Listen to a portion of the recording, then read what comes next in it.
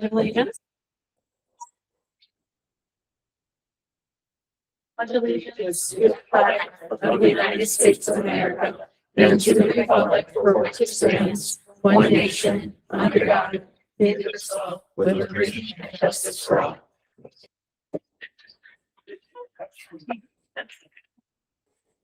We're all set on those recordings.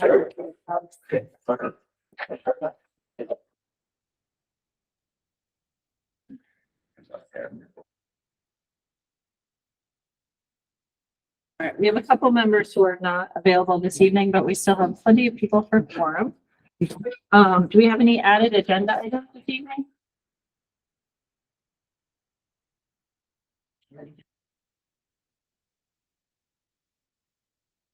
Great, and then next on our agenda is commendations. We have our Crystal Apple recipients and. Yes. You wanna start off? Yeah, absolutely. So our Crystal Apple award is in partnership with Forest Man. Dave Moser was unable to make it today, but we do have the awards here and certainly want to recognize each of the three individuals at the schools. This is a partnership that's been going on probably for the last, partnership with Dave and Horace Mann has been for years and years. I mean, I've been in the school district for over 20 years and he's been here doing great work and being a positive contributor to the schools since my arrival. But as far as specifically the Crystal Apple, this has been in existence over the last 5 to 6 years in East Windsor. And just to give everyone in attendance some background as far as the nomination criteria, the nominee can be any staff member, certified or non-certified, that's demonstrated understanding of the needs of the students as an individual or group of students. They demonstrate through their actions, supportive and caring relationships. They help support a positive and compassionate school climate. They encourage a love for learning, promote student success, exhibit a collegial and collaborative approach. And so certainly these are high quality personnel that we value dearly within the school system. So with that, I want to start with our elementary school. And is it Mr. Ryan that will be bring up elementary? Thank you. Come on up with it.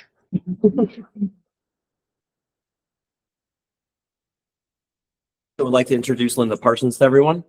Linda is one of our kindergarten paraprofessionals. And the person who wrote her nomination stated, Linda has done an amazing job with one of our kindergarten students. Watching her work with him is inspiring and admirable. You can see the love and passion she has for students and especially the child she works with so closely. When you look at her interacting with students, you can see her compassion and her love for what she does. Linda's patience and willingness to do whatever needs to be done for a student, class, or community is commendable. In my 17 years of teaching, she is one of the best teachers, support staff that I have ever had the pleasure of working with.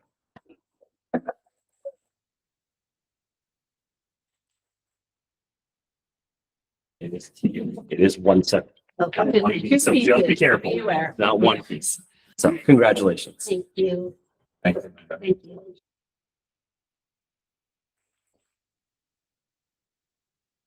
Next we have Mrs. Is it Mrs. Dyches?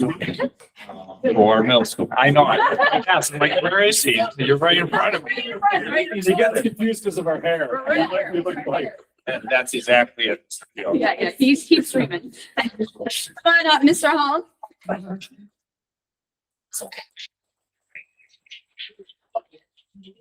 So Mr. Hong was nominated. He is our night custodian. He is amazing. He comes in every day with a big smile. I don't think we ever see him not smiling, as you can see. And every time, you walk by, he's there to say hello. He's there to listen. He has great connections with staff. He truly loves UConn basketball, both men's and women's, in the Red Sox. So he's on the right team. Just so you guys know. So he has those conversations, with staff. And so he creates that welcoming environment for students and staff alike, which is great. He comes in and he works so hard. So I will tell you from the summer work that Mr. Hung did, it was unbelievable. You have a lot of people out on summer vacations and it was like, how did that get done? And then you just see him speedily moving around. Like, how does he move so fast? It's probably because he drinks coffee at night. No. Right? He drinks coffee at night. So it really and truly helps with our school climate, whether it's the students or adults. He just really creates that positive environment. And we truly appreciate everything that you do. So congratulations. It's definitely well deserved. Thank you. So thank you so much. Thank you.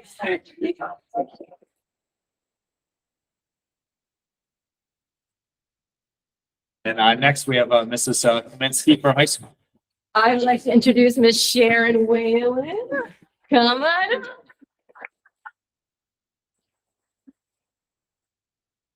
Where to start?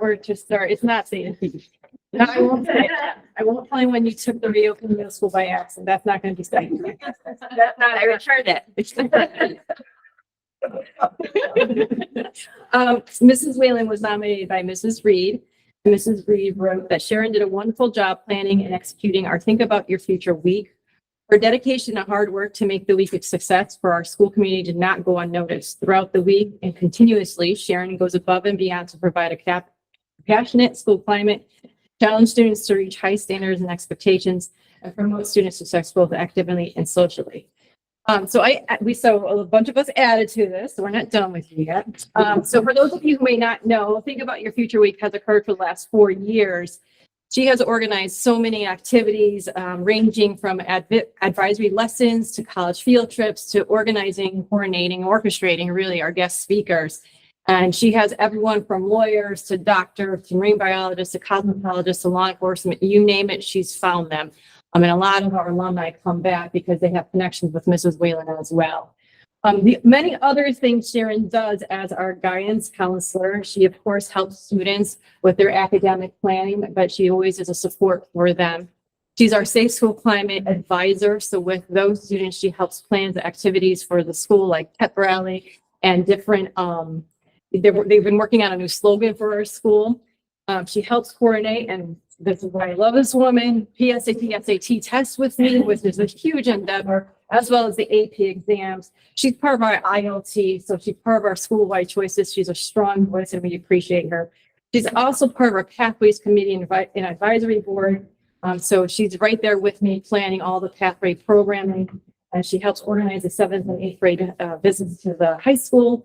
And, I know today she was at the middle school helping with the PSAT. So when I tell you, we as a school and a community are truly, truly lucky and blessed to have her, we are. So Sharon Williams, thank you so much.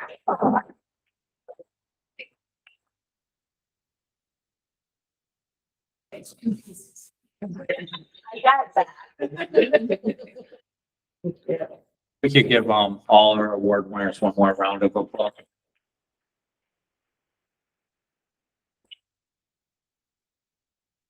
Congratulations to everybody and thanks for the other people who attended. If you would like to go now, you're more than welcome to go ahead and go. But if you could take pictures out in the hallway before you leave, that would be great. We just like to commemorate the occasion. But you're welcome to stay, but you're also welcome to head out. We understand other engagements that are needed. Thank you very much. Thank you.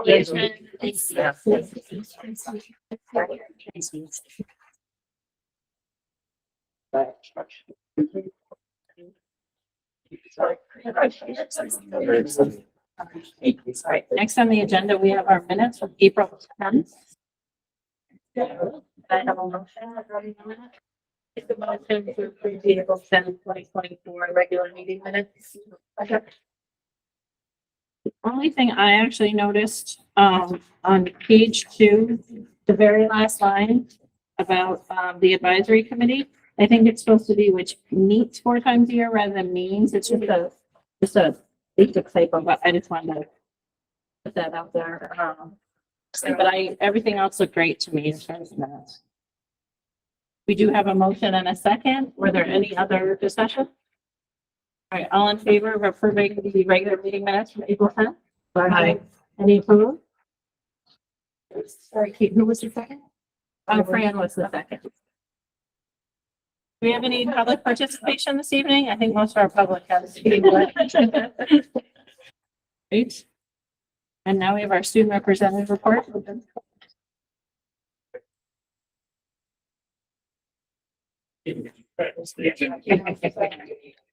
Hello.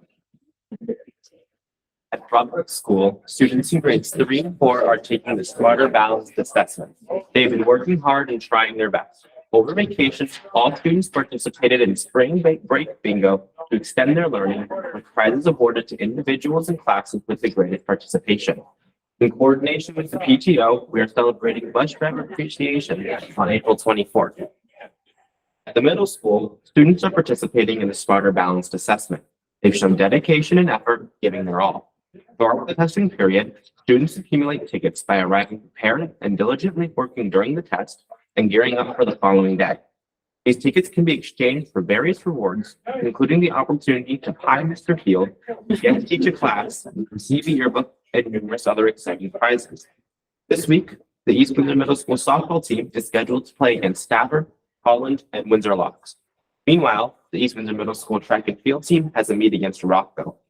Additionally, EWMF will be hosting the spring dance on Friday, April 26th, which has generated a lot of excitement among the students. On April 5th and 6th, East Windsor High School Drama Club presented the spring musical Snoopy, which was met with delight by all ages in attendance. Our somewhat small but mighty cast and crew of 13 students, including one from the middle school, worked for months building props, learning music, lines, dances, painting set pieces, and learning all that it takes to put on a musical. A few were actors right from the beginning, but some started out with interest in being stage crew only and got bitten by the acting bug. Thank you to all of those who support East Windsor High School drama and the Spring Show. On Friday, April 12th, the high school was able to have a unique opportunity to learn more about African American culture through the lens of music. We were joined by a group called the Blues and Beyond. The African American journey in the United States over the past several hundred years is documented by and reflected in the evolution of African American music. From field hollers and camp meetings to old spirituals to the blues to the popular genres of today, music is the means by which African Americans have told their story. It is impossible to separate the music from the story or the story from the music. We hope that students who participated left with a new appreciation of how far we've come as a country and how far we still have to go, and came away with a newfound curiosity and will consider signing up for an African American literature or history course we have next year. Thank you very much.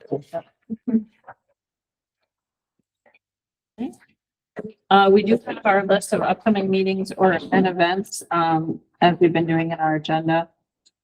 Anybody have any questions about any of those? These include our upcoming subcommittees and some other, our regular meetings.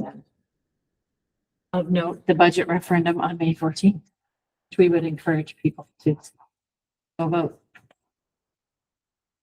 All right, we have a personnel report.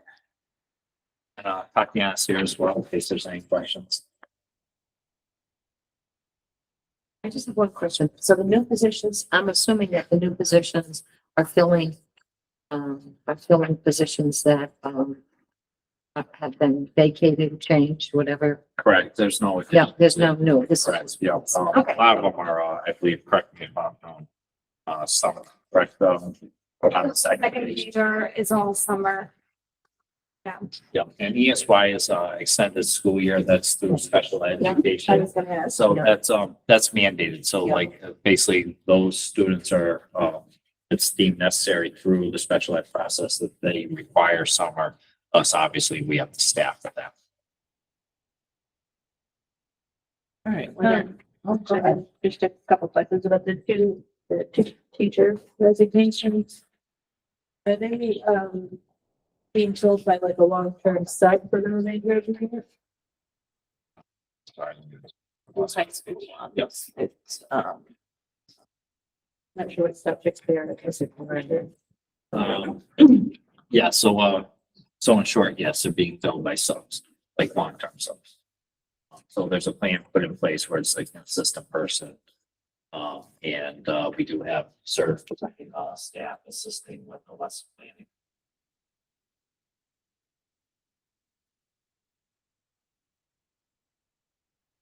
Any other questions about the personnel report? We have financial report. So, included in this board event packet, for the request of the finance subcommittee, we did add the financials from the February meeting as well. Just because, I believe we actually canceled the previous meeting, so, the full board never actually got a chance to see those financials. I did include in there as well, our new kind of revised BOE, transfer request form. That was worked on with the finance subcommittee as well. We took some of their feedback. The way that we decided was that, we would put the date that the finance subcommittee approved the transfers. We have Patrick's signature on there, and then, we would bring it to the board. Once it's approved by the board, I will go in and make the transfer in the actual ledger. And then you guys would see that reflected on the following financial report. I guess to start off, did anyone have any questions as far as the financial piece goes before we go to the transfer sheet? Well, the transfer is a separate agenda. Yeah, it's a separate- Right. Oh, I'm sorry. I have it all as the one Yeah, packet. Sorry. Yeah, did anybody have any questions regarding the financial report? Because we will do the transfers in a separate agenda. Given that we have financial people here who are the chairs, I would defer to you in terms of some of your, We've met as a group, gone through them and, also included, we didn't talk about, trying to touch on the projections to the end of the year. So this was as of the March financial. So on page 73, it looks like in the packet, it's this chart. Which is where Ryan has gone through everything and figured out, what do we have, what are we looking for, what do we think, and where it's projected to end up. But this is fluid. I'll let Ryan explain fluidity. It's more his thing. Yeah, so obviously, as it's been kind of explained before, it is a fluid number. There's a number of items as far as kind of conservative estimates for utilities in there. We have some projections for some hourly employees as well. We are waiting on a couple of revenue sources and some other things to kind of turn out for the end of the year. I know, Patrick, you had spoken before that it looks like we're going to end up in much better shape than -106 that you guys see there. That was just, at that point. So I don't know if you want to speak to the revenue pieces that we just. Yeah, so this was as of March 30th, as Ryan indicated, it's very fluid. So just to use it as a perfect example, we'll just take this last week. So within this last week, we got notice that we were underfunded for a grant from last year. That's about 18,000.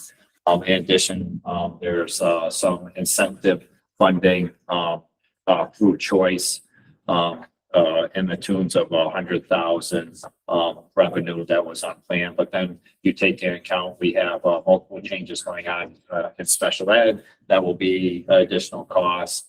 And then you take essentially like the Broadbrook art room that was not a cost that we had planned for, and that all just happened the last week. So when you put it in perspective as far as being fluid, it really is. And so like the next projections are going to look much different just based on the past week alone. That being said, like what you see, it's going to be more favorable overall. It's a net benefit for the budget.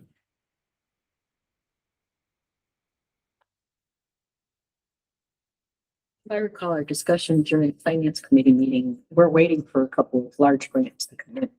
That's why there shouldn't be. Correct, and that's a very good point. So 106 minus number, that's not what it's gonna be. No, no, even before that, I want, what was the number before that? Like the previous projection, yeah, 89, I want to say. is what the grant, I'm saying after the grant is, like we received the funding, what was, what was the net? Because, It's gonna be like 89,000 in the red from the previous one. So it actually, so the December projection was like 89,000 in the red, then we went up to 106 here. But once we received all of the revenue, yeah, that's what, Lisa's speaking to. yeah.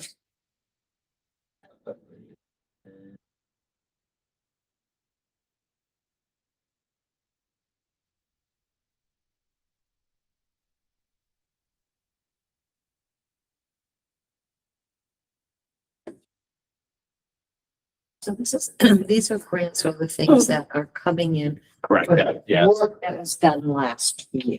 There's only one grant for There's that. only one. Yeah, that was Yeah, for the 18,000. other is projected for 24-25. Is that what, is that my understanding? No, No, but this year. Grants for this, Yeah. like, This year. for this current year, not the previous year, but Yeah. this current year, we don't get the grant money. well, no, we were underfunded for a grant last Yeah. year. So there was 18,000, we were underfunded, for a grant last year.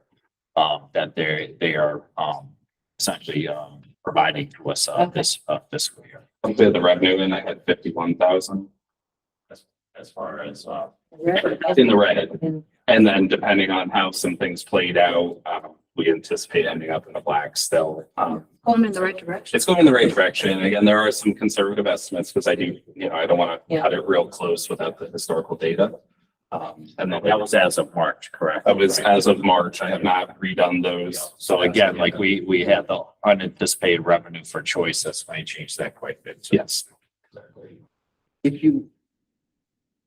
If you look through the financials, like if you compare February to March, you'll see things that are, which is partially why things are Yeah. flushing.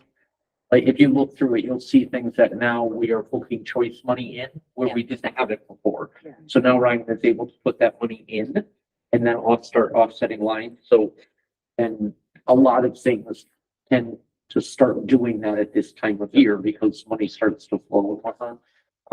We on the Board of Finance subcommittee, when we meet, we go through the document with Ryan and pick out all the lines that Yeah. anybody has a question about. And so far, there's nothing that's shockingly jumping off the page that there's not an explanation as to, why that is that number. It's more so that it's that number because the grant hasn't come in yet or things still have to get. Yeah, that you'll see in like a medical private tuition or some of the ones that you'll see vary quite a bit as we're getting the big chunks of open choice money. Now that we're putting our open choice money in the grant fund, for a recommendation, you'll see, I'm going to reclass it from the local funds over to the grant. And that obviously, is reflected in the year to date. That you will see, because I received the very large open choice money, last week. So you'll see that in that. Well, in the June meeting, you'll see the big, open choice chunk in the grants fund. Because we always do we do the previous month. So I'm booking it this month. You'll see it two from now. So, By very large, how much you talking?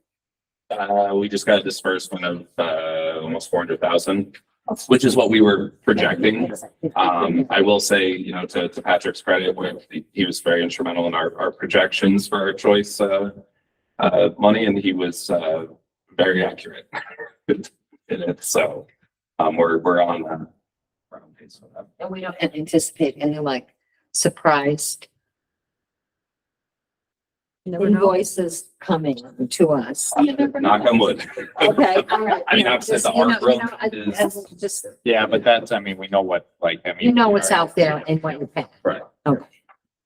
Hopefully not. All right. Noreen, did you have anything else you wanted to share or are we?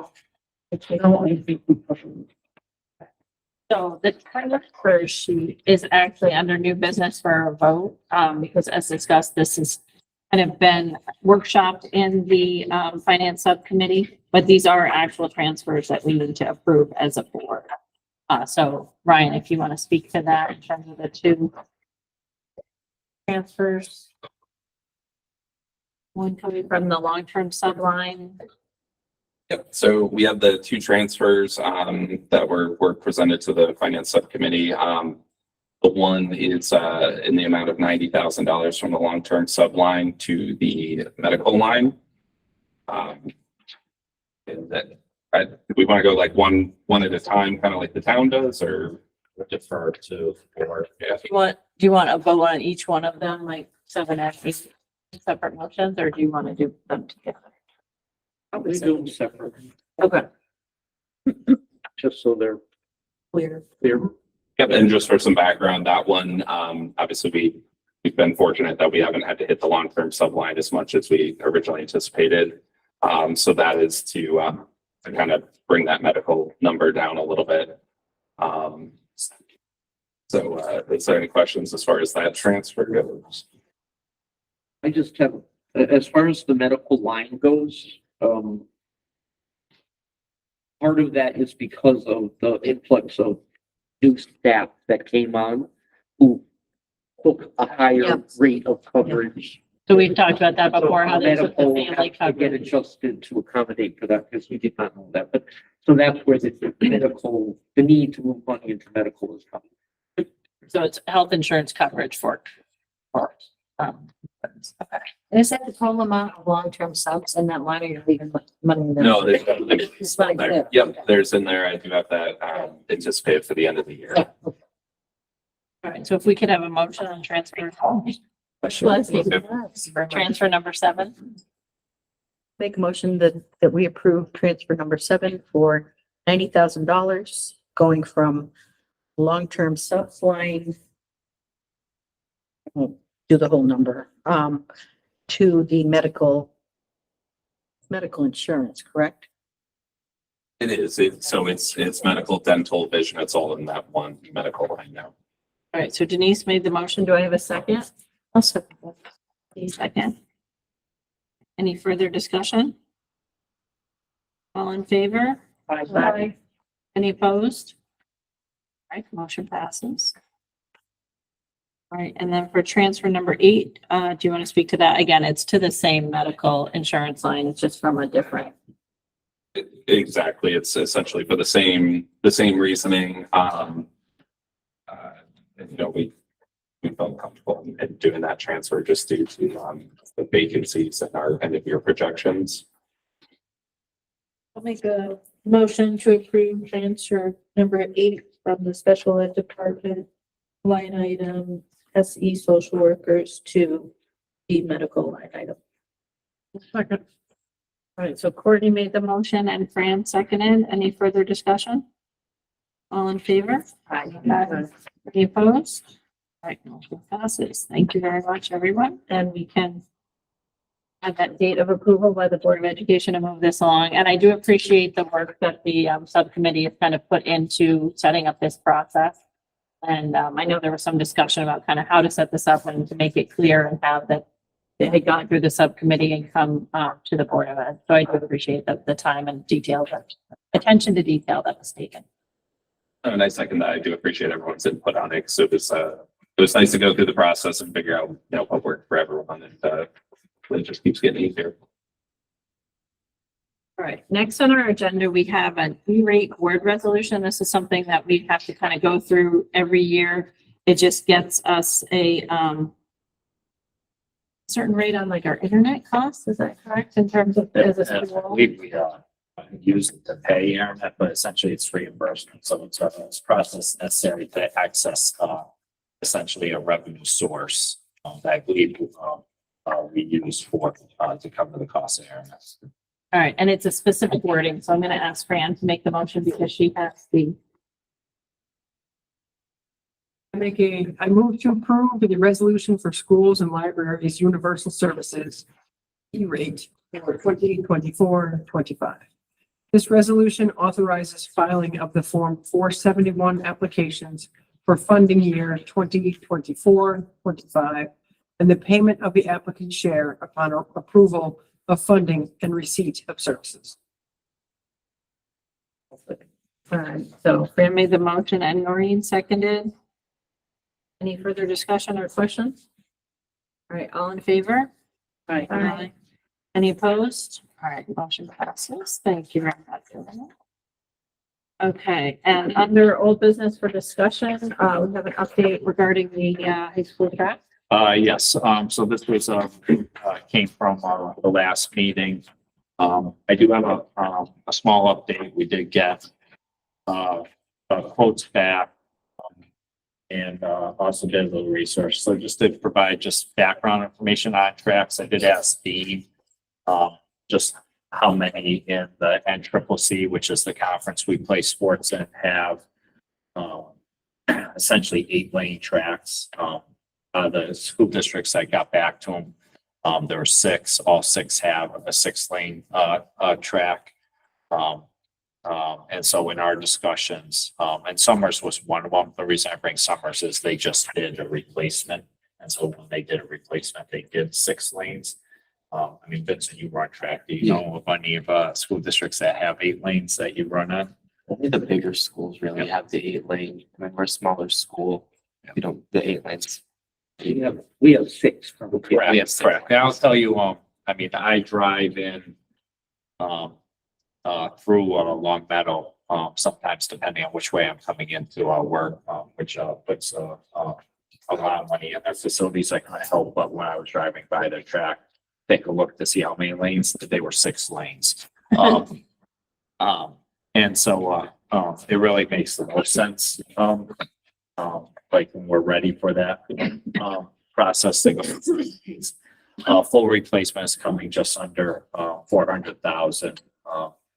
That does not include like the removal of the trees that would have to take place by where the stands are, where the tree roots are. Talking with Joe Sauerhofer, both the tree work along with contingency with the prices. You're looking at another 100,000. So all in, based on all the information we have today, is 500,000. So the thought was to kind of bring this information. I know we have a facility subcommittee next 2 weeks. 2 weeks. Thank you, before the next board meeting. And certainly there's still time before any other board meetings. So that's kind of where we're at. So for the next board meeting, well, for the facilities committee, that's at the next 1 week, right? May 1st. I think it's Next week. Correct, yeah, so May 1st. May 1st is the facilities, and then the board of ed is May 8th. Because it's on a non. Yeah. Meeting. It's always the first Wednesday, yeah. Okay. May throws, I think May has 5 Wednesdays too, so it's a, I'm retired. Every day's a Saturday. I was like, we seem to always have a meeting on a Wednesday, one way or another. Yeah, we really do. So for the facilities meeting, you'll have the proposals that you. correct, yep, And we'll have those for the board meeting to follow. yes. Were there any other You questions? want us to table it to the next meeting or? Yeah, this was just kind of on here for information only anyway. It was just discussion. So we can table it and bring it up again the next meeting, or Yeah, I You mean, just kind of leave it on. yeah, I mean, based on the dates. yeah, leave it on. Yeah, I think that's fine. We'll get some of that stuff in our. Right, yep, correct. I might have, I mean, we asked for, there's 2 other quotes that will come in. So we're supposed to, I don't know, like the timeline, when to expect it, but it is possible maybe we'll have it by then.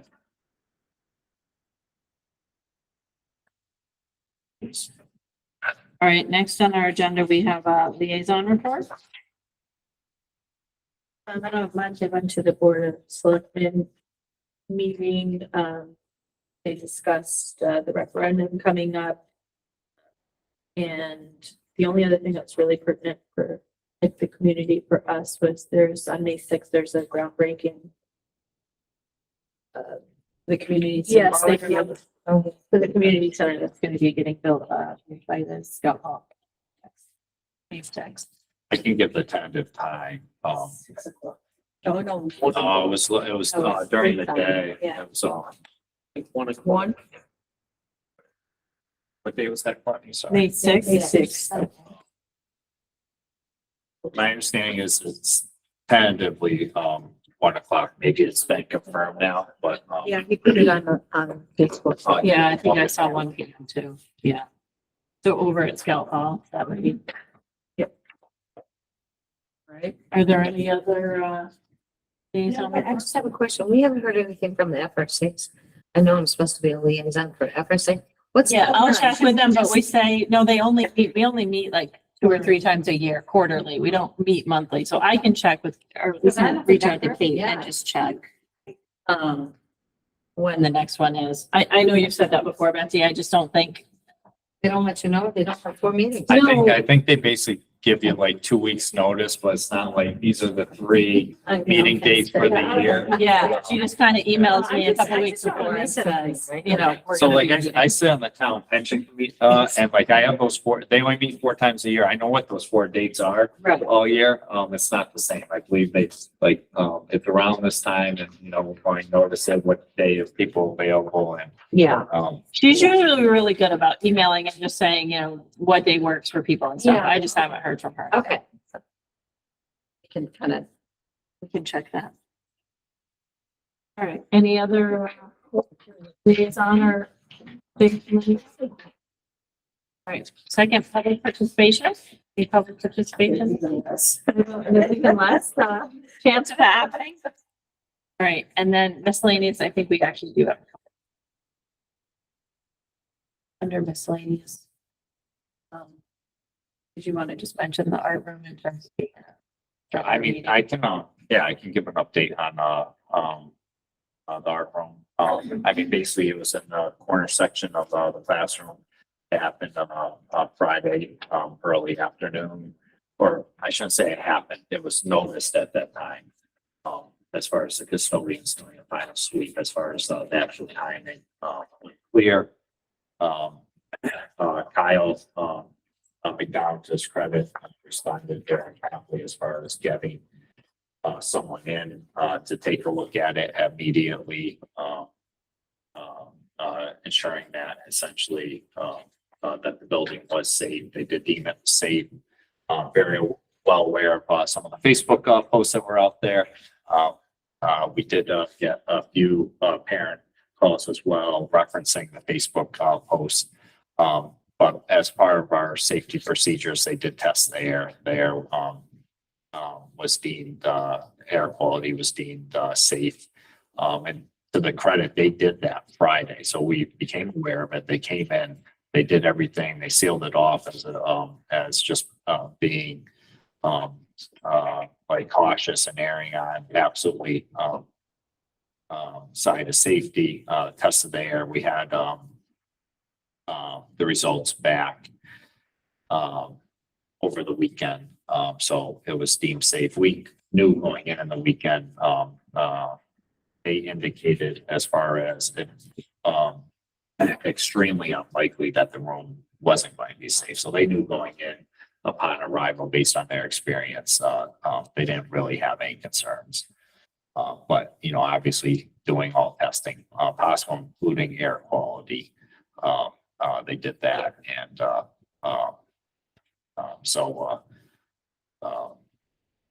we had put out a message because it does impact our class, because art would be on a cart pushing into the classroom. So certainly we made staff and families aware that essentially there were ceiling tiles that did collapse. It was the corner of the room. I can tell you the difference between that room and other spaces in the building. If anyone's been in there, that ceiling was warped to begin with. One of the reasons why it's been on our capital improvement for a number of years. We were given indication that it still had a year left. One of the things the company had indicated is that they have believed that it's possible the earthquake that we had could have been the result as far as. I didn't even think about that. Yep. The earthquake, yeah. I can tell you, we felt it. Ryan and I were actually in a meeting. We could feel our building shaking, and then we had a program that was shaking for about 2 minutes after, like, he no longer. I had a bookcase that was shaking in my house. My I got was loved it. So unaware. I was in a basement.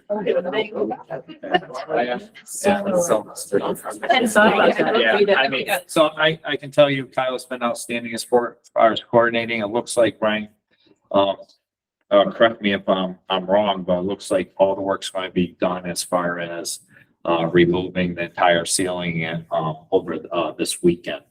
And it'll all be gone before the students enter on Monday.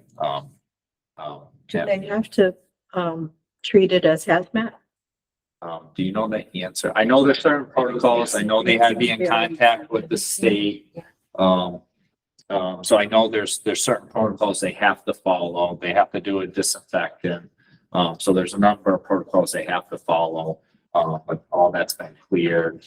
They've been doing really well. This room still may not be, I mean, like staff could go in and out to get stuff, but it still will not be accessible to students until the ceiling is replaced. So everything will be removed, but the drop ceiling, we still have to coordinate that part of it.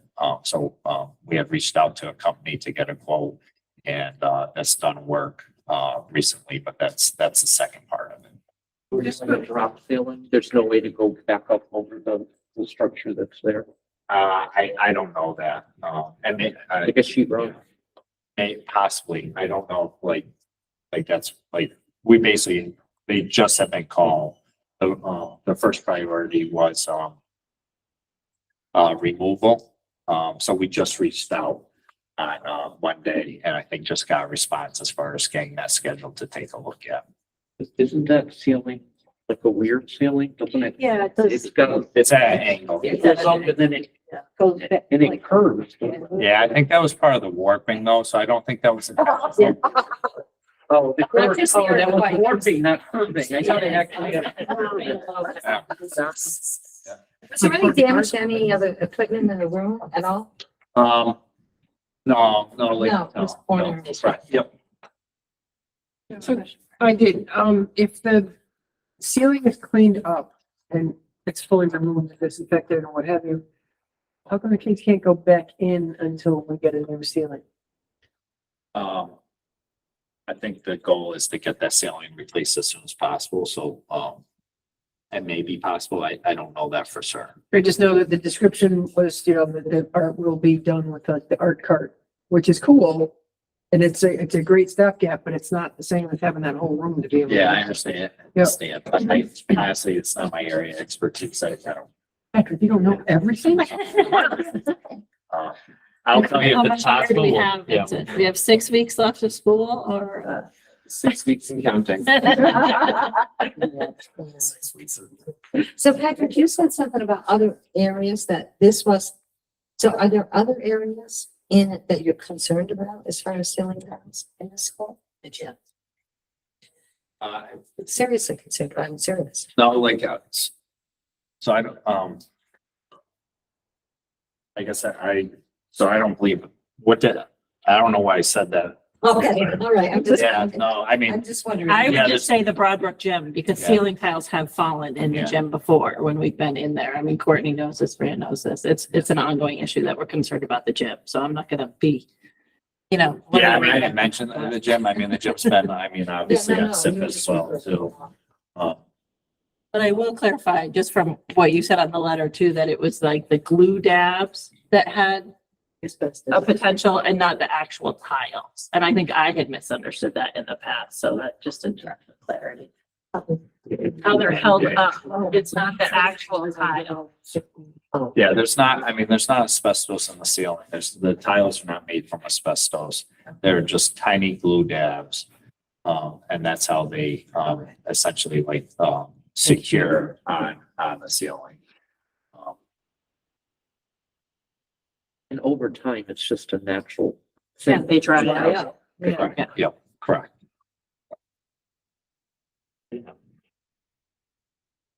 Did you have other miscellaneous? I just had a comment. I know, for, Crystal Apple, Sharon Whalen was announced, but she's been a tremendous resource since I became, when I became special ed director, and has been a resource in like every capacity since I've been administrator for like the last 12 or 13 years. She's also East Windsor graduate. Her kids are in the schools, but she's just phenomenal. So just wanted to kind of just put that out there. Sort of miscellaneous, I guess. Speaking of Facebook, which I hate to speak of, but it got a little nasty a while ago about the new service that's coming to town for, that our transition students worked very hard on. And to get the micro transit program going in East Windsor. And we had gotten an email about it a while ago about how they had worked on they had gone to the state capitol, they met with the representatives, then they got to go to the thing with Jamie Foster. With the Governor Lamont for the kickoff of it, and it was on the news, and it was absolutely wonderful. And people decided to get nasty about it. So I had put up a post saying, well, here, go read this. And one of the people who was nasty about it actually reached out to me and apologized because they did not realize. But in the process of that, Patrick, I thought to myself, they did a really great job, the kids in the transition program, and it seems like they really took that on and it's taught them a lot. And I'm wondering if there's a way for us to give them something, some commendation, or us go see them to thank them for the work that they did, because they're not the kids that we generally see. And I think it would be nice to let them know that we appreciated what they did and that we were proud of them for going to the opening and speaking nicely to the press and showing good citizenship for East Windsor. So if we can maybe come up with We can do something. No, sorry. We did we did last year have a board meeting in the transition program. And they served the hors d'oeuvres and the appetizers, and we had the band there. And that was to recognize the renovated space that we had utilized grant money to as far as further developing that program. And that program has continued to take off. And the one student interview that I did see, he did an outstanding job speaking during there. Yeah. And it's another opportunity to bring families in and just keep, because they could meet us. We don't see families a lot of times, and to actually have that interaction would be fabulous. Yeah, we'll set something up. Thank you. Thank you, Noreen, for bringing that forward. Anybody else have any other miscellaneous?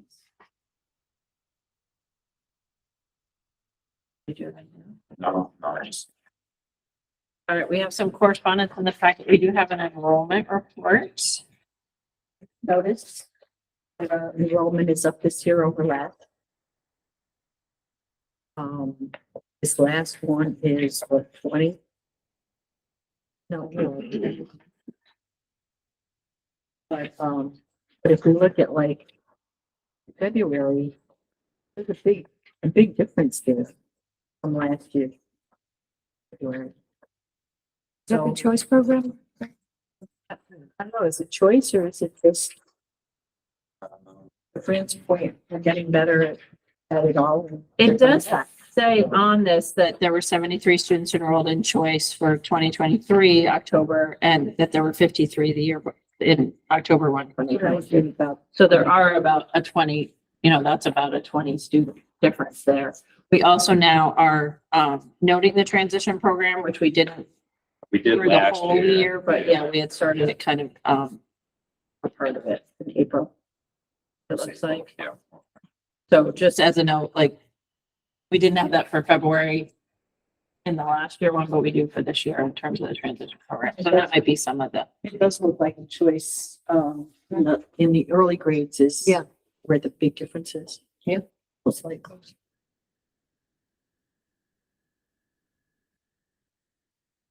Just a note. Is this the enrollment in our building, or does this include all of like the kids that we are having the alternative learning? No, so this is, they have to be physically present in the building, so these are numbers of kids physically present in the building. So that might include like, so we have other students that attend, so use special ed, we have a handful of kids that attend private, special ed placements, that would include, those kids either. And obviously it doesn't attend, the students attend magnet schools or, BOE, programs or tech schools. And then we had correspondence about a PEG, PETIA. Daryl can pronounce it. How, Peg Pisha, so it's a Pura, state Pura grant. So it comes out every year. We apply for it. We've been able to replace for the last several years, a number of the view boards throughout the district. Similar. That's a smart one. Yeah, so It's a little different. Similar concept though. yeah, it's a similar concept. I'm not gonna pretend to know the difference between the view and the smart. They both project. Interactive. Yeah, they're interactive boards. So we've been able to replace a large number of them at the elementary, middle and high school over the last several years. And it's something that the teachers are able to integrate in their classes through the curriculum that we have. Especially, I think at the elementary school, it allows students to go to the board and manipulate objects and move stuff around the screen. So it's used as much more of a projector or much more than a projector. But this is, something we're very thankful for. So we put in the request. We don't always get the full amount that we're requesting, but it's something, and it helps improve the reallocation of our review boards every year. So Yeah, my understanding too, Ryan, correct me if I'm wrong on this, but this would be a small offset for next year's budget, correct? Yes, it would be. Yeah. So like we had this in our budget as part of our, Replacement program. correct, yeah, so that would be a small offset. How do you decide which classrooms? Do you have kind of an idea of where they should go? yeah, so I work with IT, and Yeah. IT has a running inventory of the technology throughout the district. Yeah. So the first year, I think we got, I want to say 27 boards throughout the district. So I worked with them. They had the inventory. So if there was technology that was either obsolete, it was broken, it's, Yeah. whatever it happens to be. So that's what we prioritize. So we just make sure that wherever we're replacing it, it's something that's going to get used and it's going to be used frequently, if you will. So, So it would be across all the schools. Yep. Yeah, good. All right, and then we also have a letter. This is just a little bit of an update about the demographic study and what it would include. It's still ongoing at this time, but this is just a little bit more about. I had just something, just because the last statement says that senior slam does not include speculative growth as part of projections, accounting for underdeveloped land within town regardless, if it cannot be developed. Is there somehow, because I really think for us, this is going to be kind of crucial. I can speak to that a little bit because I participated in the meeting. So like if there are like plans pulled or permits pulled to like develop like a cul-de-sac or a neighborhood or like additional housing, they Yeah. take that in consideration. They But do. They do. But if you have someone that owns 50 acres of land and there's no plans for it, and whether it's farmland today, and like you're saying, like they don't take that in consideration. Well, 20 years from now or 3 years from now, this could be developed into additional housing. And what they also indicated is they can't do that per the state and take that in for account for enrollment projections. Because a piece of like 50 acres of farmland could be developed into like But what single about like family the homes huge or? plot of land that we're thinking is going to be developed? Yeah, into but so housing? like, no, it might be apartments, it might be. Now, if condos. there's plans for it, Yeah, then they there's take that, something. and like, so it's like, So they've taken out permits and so something Yeah. that's legal. So is that, do you know if like all of that land that I'm talking about, are there permits for it yet? On 140, 190? I think there's two in there. But I think it's past planning and zoning, right? No, that one is That's not the yet. 140 in Will. Winkler. Winkler, it's not they haven't done anything at planning and zoning other than they've had a conversation with them Oh, about okay. what they anticipate possibly. So I think SLAM, when they talk to planning and zoning, they can use that information as it might happen Yeah. versus yeah, it's so they do. something that nobody's ever said a single word about. To speak to that too, is they give a low, a medium, and a high projection too. So it's basically, they'll give you 3 trend lines. So they'll give you a low enrollment one, like if, like one that they most likely think that it will be the medium, and then, like a high one. But it does say with the housing market, it considers potential residential development. I think there's like a line. Yeah. If it's farmland like in the middle of no place, they probably. Yeah, I mean, speculative growth, I'm Yeah. like, what does that actually mean? But I understand now.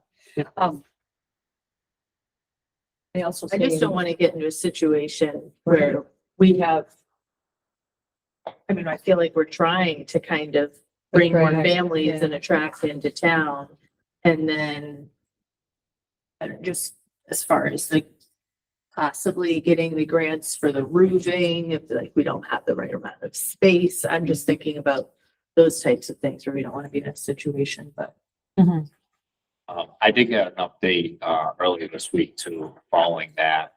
It's my understanding that's they're anticipating the results of that study to be done within, a month. So that's, So that's all. Oh, the demographic? correct. So I Oh. got that update. So I know originally they're saying 2 to 3 months. I'm getting it, like within a month from like within the next 4 weeks is what I'm That's all. made to believe.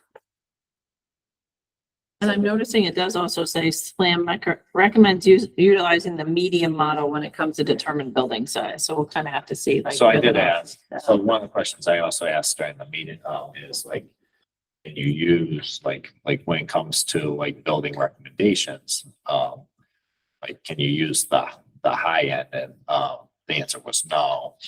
But you, It says like, right in here. yeah, so that was, I think that was probably, in response to my question. I Good mean, question, yeah. but I mean, CSG did say, in a number of cases, like they've stated before, it's one of those things with the square footage. There's a lot of success, and they have given me the indication they feel confident that they can get like size waived. Now, what that process looks like or how it goes is unclear to me. maybe there would be some discussion of like between medium and high. Yeah. So Yeah. we're not like at the high end where the state says, forget it, but maybe more than medium. Andrew, can you explain this one too, though, about the South Windsor? So the demographics, right, from surrounding towns, such as South Windsor, and then the note is, South Windsor is typically considered an outlier. What does that mean? Because it grew really They- fast. Oh, yeah, okay, so, well, Hugely fast. hugely fast, I understand that, but then And they built what, like 5 new schools all at once or something? all their schools except. But they were including South Windsor in part of this analysis. So that came up as part of the conversation. South Windsor came up as an example, like, you know. Okay, all right, So okay. I think, Don't, it's an outlier. yeah, so I think they're referencing South Windsor because that came up during the conversation. Okay. As far as, like buildings and not having them, big enough. Thank you. And then we also have a commendation for Erin Barraza. Yeah, very proud of her work and, certainly, being recognized. I think it speaks to the work of the business office as well. Certainly a prestigious award to be recognized by, CASPA. staff of the year. I was a little confused. Isn't the person that's doing the HR, somebody named Natalia or Tatiana. So Tatiana is the HR director. is this the person that helps her? So Erin helps like everyone. So she does accounts payable, she does payroll, but with her role with payroll, there's a lot of overlap as far as, like the onboarding process through HR as well too. So Erin works very closely with both Ryan and Tatiana, doing that work. And so the criteria as far as the roles and responsibilities, fell, within, CASPA as far as where it's, support staff. Support staff. Yeah, so support staff is the key as far as, the recognition along with the work, obviously. A lot of it too, when we were writing the recommendation was for a lot of the work she did during the transitionary period between like HR directors and TMS and everything. She was very, she was instrumental in my success, a lot of people's success, and jumped in, helped out between other transitions too. She's always been helping out with the HR piece as well. Great. Well, I'm glad that, her efforts were recognized. All right, we don't have any other correspondence. We do have need for an executive session tonight.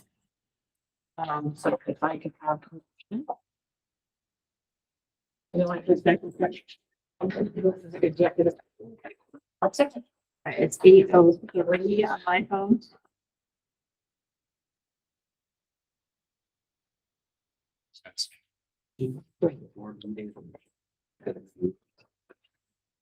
Oh, some traction.